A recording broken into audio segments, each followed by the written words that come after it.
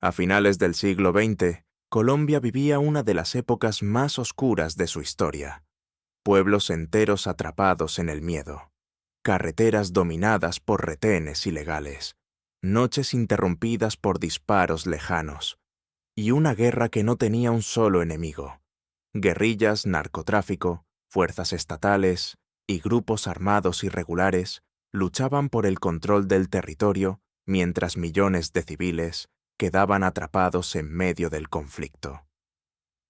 En ese escenario de violencia prolongada, comenzaron a surgir organizaciones de autodefensa, civiles armados que afirmaban proteger sus tierras de los grupos insurgentes. Con el paso de los años, esas estructuras crecerían hasta transformarse en ejércitos ilegales con enorme poder regional. Y uno de los nombres que aparecería en el centro de esa transformación sería el de Carlos Castaño. Carlos Castaño nació en una región rural donde la presencia del Estado era limitada y la violencia formaba parte de la vida cotidiana. Durante su juventud, amplias zonas del país estaban bajo influencia de grupos guerrilleros como las FARC-EP, que financiaban sus operaciones mediante secuestros y extorsiones. En 1981, un hecho marcaría profundamente a su familia.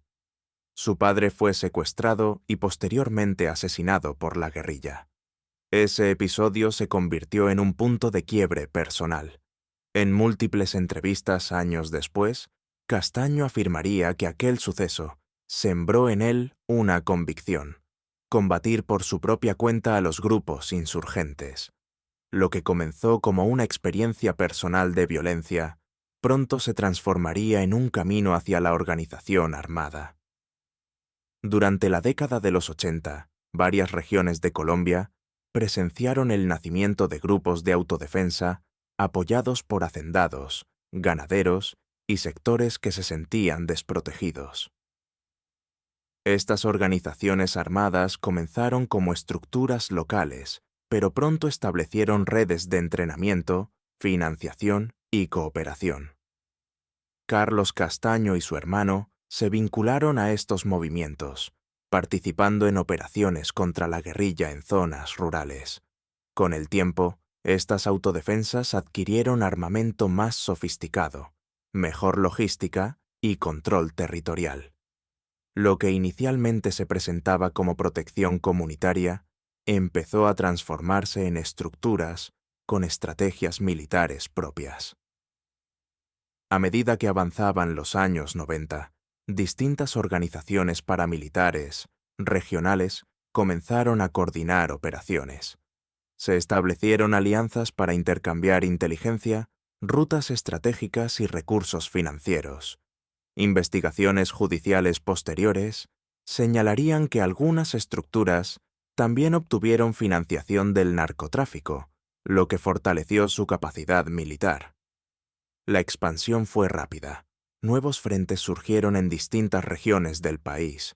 Las autodefensas dejaron de ser grupos dispersos para convertirse en redes armadas con influencia nacional. En 1997, varios de estos grupos se unificaron bajo una sola estructura nacional: las Autodefensas Unidas de Colombia. La nueva federación buscaba coordinar operaciones militares, expandir su presencia territorial y consolidar poder frente a las guerrillas. Carlos Castaño se convirtió en uno de sus principales voceros y líderes visibles. Desde entonces, su figura comenzó a aparecer con frecuencia en medios nacionales e internacionales. Mientras algunos sectores consideraban a las autodefensas como un muro de contención contra la insurgencia, múltiples organizaciones de derechos humanos denunciaban graves abusos contra la población civil. El conflicto entraba en una fase aún más compleja. En medio del conflicto armado, surgieron grupos de autodefensa formados por civiles armados que afirmaban proteger sus territorios de las guerrillas. Con el tiempo, estas organizaciones crecieron en poder, influencia y presencia regional.